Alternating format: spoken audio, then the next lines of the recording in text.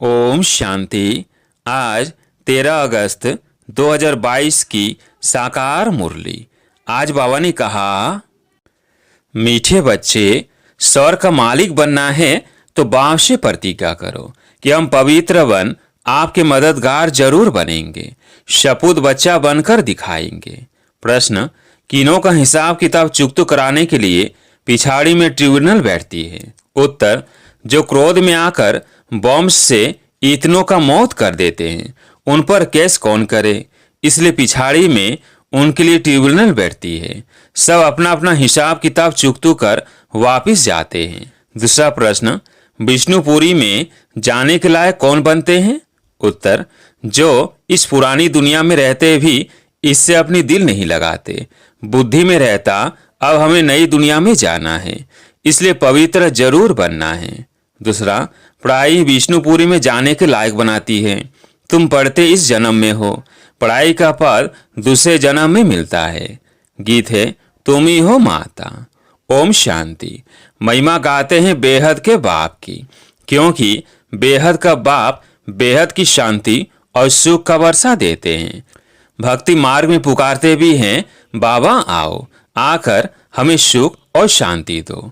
भारतवासी एक ही जन्म सुख धाम में रहते हैं, बाकी जो आत्माएं हैं वह शांति धाम में रहती है। तो बाप के दो वर्षे हैं, सुख धाम और शांति धाम। इस समय न शांति है न सुख है, क्योंकि भ्रष्टाचारी दुनिया है। तो जरूर कोई दुखधाम से सुख धाम में ले जाने वाला चाहिए। बाप को खिवैया भी कहते हैं, विषय सागर से क्षीर सागर में ले जाने वाले हैं। बच्चे जानते हैं बाप ही पहले शांति धाम में ले जाएंगे, क्योंकि अब टाइम पूरा होता है। यह बेहद का खेल है। इसमें ऊंच से ऊंच मुख्य क्रिएटर, डायरेक्टर, मुख्य एक्टर कौन है? ऊंच से ऊंच है भगवान। उनको सबका बाप कहा जाता है। वह स्वर का रचयिता है। फिर जब मनुष्य दुखी होते हैं तो लिबरेट भी करते हैं। रूहानी पंडा भी है। सभी आत्माओं को शांति धाम में ले जाते हैं। वह सब आत्माएं रहती हैं। ये आर्गन्स यहाँ मिलते हैं, जिससे आत्मा बोलती है। आत्मा खुद भी कहती है, जब मैं सुखधाम में थी तो शरीर शतो प्रधान था। मैं आत्मा 84 जन्म भोगती हूँ। सतयुग में 8 जन्म, त्रेता में 12 जन्म पूरे हुए। फिर फर्स्ट नंबर में जाना है। बाप ही आकर पावन बनाते हैं, आत्माओं से बात करते हैं। आत्मा शरीर से अलग है तो कुछ बात नहीं कर सकती, जैसे रात में शरीर से अलग हो जाती है। आत्मा कहती है, मैं इस शरीर से काम कर थक गया हूँ, अब विश्राम करता हूँ। आत्मा और शरीर दोनों अलग चीज है। यह शरीर अब पुराना है। यह है ही पति दुनिया। भारत नया था तो इसको स्वर्ग कहा जाता था, अभी नर्क है। सब दुखी हैं। बाप आकर कहते हैं, इन बच्चियों द्वारा तुमको स्वर्ग का द्वार मिलेगा। बाप शिक्षा देते हैं, पावन बन स्वर्ग का मालिक बनो। पतित बनने से तुम नर के मालिक बन पड़े हो। यहाँ 5 विकारों का दान लिया जाता है। आत्मा कहती है, बाबा आप हमको स्वर्ग का मालिक बनाते हो। हम प्रतिज्ञा करते हैं, हम पवित्र बन आपके मददगार जरूर बनेंगे। बाप का बच्चा जो ओबीडियंट रहते हैं उन्हें शपूत कहा जाता है। कपूत को वर्षा मिल न सके, यह बाप बेट समझाते हैं। निराकार भगवान की निराकारी आत्माएं बच्चे हैं। फिर प्रजापिता ब्रह्मा की संतान बनते हैं तो बहन भाई हो जाते हैं। यह जैसे ईश्वरीय घर है और कोई संबंध नहीं। भल घर में मित्र संबंधी आदि को देखते हैं, परंतु बुद्धि में है हम बाप दादा के बने हैं। वह बाप यह दादा बैठे हैं। यह गर्भ जेल में तो सजाएं खाते हैं। सतयुग में जेल होता नहीं, वहाँ पाप ही नहीं होता, क्योंकि वह रावण ही नहीं, इसलिए वहाँ गर्भ महल कहा जाता है। जैसे पीपल के पत्ते पर कृष्ण को दिखाते हैं, वह भी गर्भ जैसे क्षीर सागर है। सतयुग में न गर्भ जेल होता न जेल होता। आधा कल्प है नई दुनिया, वहाँ सुख है। जैसे मकान पहले नया होता है फिर पुराना होता है, वैसे सतयुग है नई दुनिया और कलयुग है पुरानी दुनिया। कलयुग से फिर सतयुग जरूर बनना है। चक्र रिपीट होता रहता है। यह बेहद का चक्र है, जिसकी नॉलेज बाप ही समझाते हैं। बाप ही नॉलेजफुल है, इनकी आत्मा भी नहीं समझा सकती। यह पहले पावन थे, फिर 84 जन्म ले पतित बने हैं। तुम्हारी आत्मा भी पावन थी, फिर पतित बनी है। बाप कहते हैं मैं इस पतित दुनिया का मुसाफिर हूँ, क्योंकि पतित बुलाते हैं कि आकर पावन बनाओ। मुझे अपना परम धाम छोड़ पतित दुनिया, पतित शरीर में आना पड़ता है। यहाँ तो पावन शरीर है नहीं।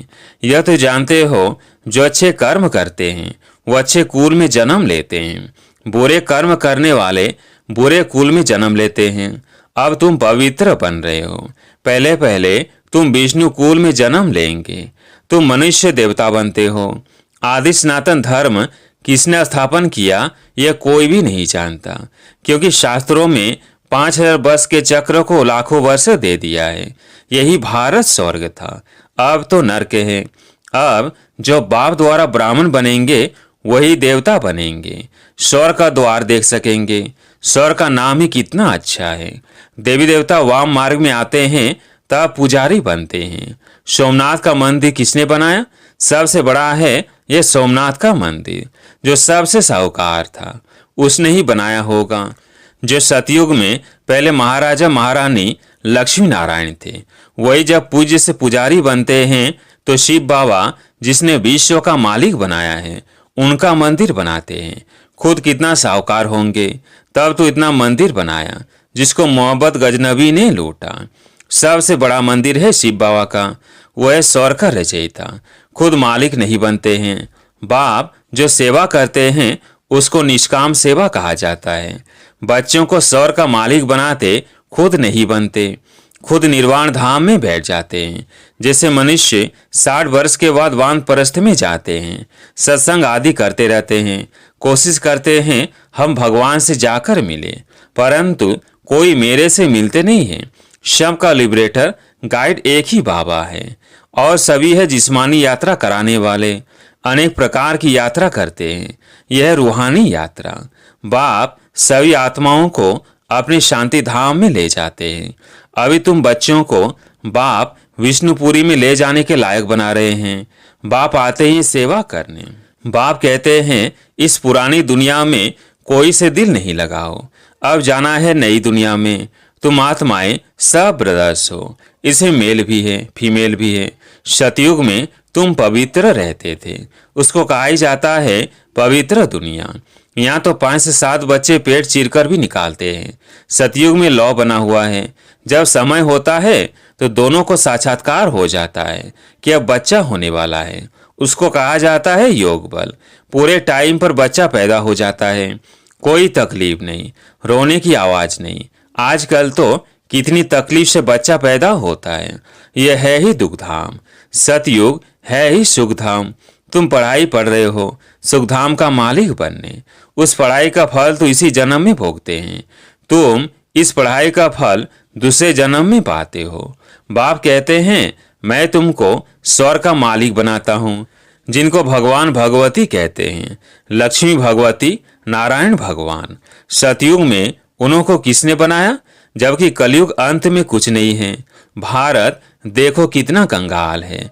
मैं इस सब को सदगति देने आता हूँ। सतयुग त्रेता में तुम सदा सुखी रहते हो।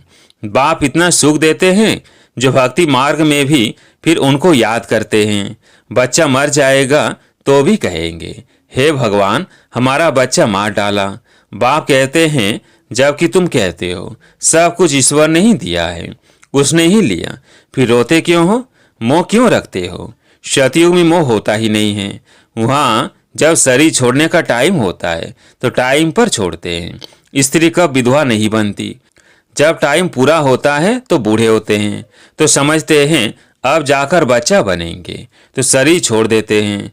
सर्व का मिसाल, अब तुम जानते हो यह कलयुगी शरीर बहुत पुरानी खाल है। आत्मा भी पतित है तो शरीर भी पतित है। अब बाप से योग लगाए पावन बनना है। यह भारत का प्राचीन राजयोग, सन्यासियों का तो हठ योग है। शिव बाबा कहते हैं मैं इन माताओं द्वारा स्वर्ग का द्वार खोलता हूँ। माता गुरु बिगर किसका उद्धार नहीं हो सकता है। बाप ही आकर सबकी सदगति करते हैं, तुमको भी सिखलाते हैं, फिर तुम मास्टर सदगति दाता बन जाते हो। सबको कहते हो मौत सामने खड़ा है। बाप को याद करो, सब खत्म हो जाना है। बॉम्ब शादी बनाने वाले खुद ही मानते हैं कि इससे विनाश होना है, परंतु हमें कौन प्रेरता है पता नहीं। समझते हैं एक बम फेंकने से सब खत्म हो जाएंगे, बाकी थोड़ा समय है जब तक तुम कांटों से फूल बन जाओ। यह है ही कांटों की दुनिया। भारत ही फूलों की दुनिया थी, अब है वैशालय, फिर होगा शिवालय, अर्थात शिव द्वारा स्थापन किया हुआ स्वर्ग। भगवान तो एक ही निराकार है, मनुष्य को कभी भगवान नहीं कह सकते। दुख हरता सुख करता एक ही बाप है। भगवानुवाच, मैं तुमको न से नारायण बनाता हूँ। यह पुरानी पति दुनिया अब खत्म होनी है। मैं पति से पावन देवता बनाता हूँ, फिर तुम चले जाएंगे अपने घर। ड्रामा को समझना है। इस समय देखो मनुष्यों में क्रोध कितना है, बंदर से भी बदतर है। क्रोध आता है तो कैसे बम से सबको मार डालते हैं। अब इन पर कौन केस करेगा? इनके लिए फिर पिछाड़ी में ट्रिब्यूनल बैठती है, सबका हिसाब किताब चुकतू कर देते हैं। यह सब समझने की बातें हैं। बाप कहते हैं, हे आत्माएं, मैं तुम्हारा बाप आया हुआ हूँ, आप मेरी सीमत पर चलो तो श्रेष्ठ स्वर्ग के मालिक बन जाएंगे। वह मनुष्य तो मनुष्यों के गाइड बनते हैं, बाप गाइड बनते हैं सर्व आत्माओं के। आत्मा ही कहती है, हे पतित पावन, अब बाप हमको पुण्य आत्मा बना रहे हैं। स्वर्ग में रूहानी बाप होता नहीं, वहाँ तो है ही प्रारब्ध। यह यूनिवर्सिटी है, राजयोग बाप के सिवाय कोई सिखला नहीं सकते। बाप कहते हैं, मैं इस शरीर का लोन लेकर आता हूँ। आत्मा तो दूसरे शरीर में आ सकती है ना। यह ड्रामा की नोंद है। इनको फिरने में 5000 वर्ष लगता है। कहते हैं पत्ते पत्ते में ईश्वर है, पत्ता हिलता है इनमें आत्मा है, लेकिन नहीं, ये हवा से हिलता है। तुम जैसे यहाँ बैठे हो, फिर 5000 वर्ष बाद बैठेंगे। अब बाद से बरसा लिया सो लिया, नहीं तो फिर कभी ले नहीं सकेंगे। इस समय ही ऊंची कमाई कर सकते हो, फिर सारे कल्प में ऐसी ऊंची कमाई हो नहीं सकती। अच्छा, मीठे मीठे सिकिलधे बच्चों प्रति माता पिता बाप दादा का याद प्यार और गुड मॉर्निंग। रूहानी बाप की रूहानी बच्चों को नमस्ते। हम रूहानी बच्चों की रूहानी बाप दादा को याद प्यार गुड मॉर्निंग नमस्ते नमस्ते। धारणा के लिए मुख्य सार। पहला पॉइंट, समय बहुत थोड़ा है, इसलिए कांटे से फूल बन सबको फूल बनाना है। शांति धाम और सुख धाम का रास्ता बताना है। दूसरा पॉइंट, वैष्णव कुल में जाने के लिए अच्छे कर्म करने हैं, पावन जरूर बनना है, सदा रूहानी यात्रा करनी और करानी है। आज प्यारे मीठे बाबा का वरदान, फरक दिल बन अखुट खजानों से सबको भरपूर करने वाले मास्टर दाता भव। फरक दिल बन अखुट खजानों से सबको भरपूर करने वाले मास्टर दाता भव। आप दाता के बच्चे मास्टर दाता हो। किसी से कुछ लेकर फिर देना, वो देना नहीं है, लिया और दिया तो ये बिजनेस हो गया। दाता के बच्चे फरक दिल बन देते जाओ। अखूट खजाना है, जिसको जो चाहिए वो देते भरपूर करते जाओ। किसी को खुशी चाहिए, स्नेह चाहिए, शांति चाहिए, देते चलो। यह खुला खाता है, हिसाब किताब का खाता नहीं है। दाता की दरबार में इस समय सब खुला है, इसलिए जिनको जितना चाहिए उतना दो, इसमें कंजूसी नहीं करो। आज का स्लोगन, अपनी मनसा वृत्ति को ऐसा पावरफुल बनाओ जो खराब भी अच्छा हो जाए। अपनी मनसा वृत्ति को ऐसा पावरफुल बनाओ जो खराब भी अच्छा हो जाए। अच्छा, ओम शांति।